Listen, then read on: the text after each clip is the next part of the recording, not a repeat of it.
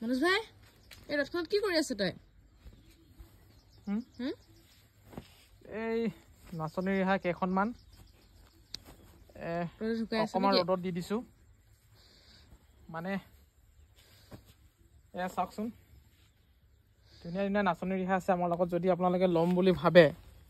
তেতিয়াহ'লে ল'বলৈ পাৰে কোৱালিটি কিন্তু একদম ক'বলগীয়া আৰু বহুত বঢ়িয়া কোৱালিটি ধেমাজিৰ মাটিৰ শালত বোৱা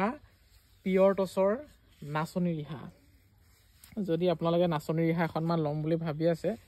তেতিয়াহ'লে আমাৰ পৰা ল'ব পাৰিব খুব ধুনীয়া ধুনীয়া নাচনী ৰিহা আমাৰ লগত পাব আপোনালোকে এয়া চাব পাৰে এখন মাত্ৰ 4খন এতিয়া বৰ্তমান আমাৰ লগত আছে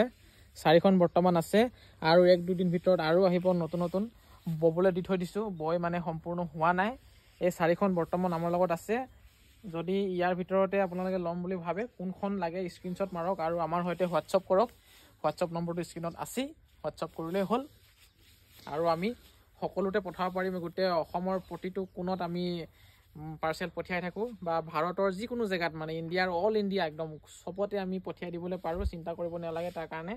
য'ৰ পৰা হ'লে আপোনালোকে অৰ্ডাৰ কৰিব পাৰিব কেৱল হোৱাটছআপ কৰিলেই হ'ল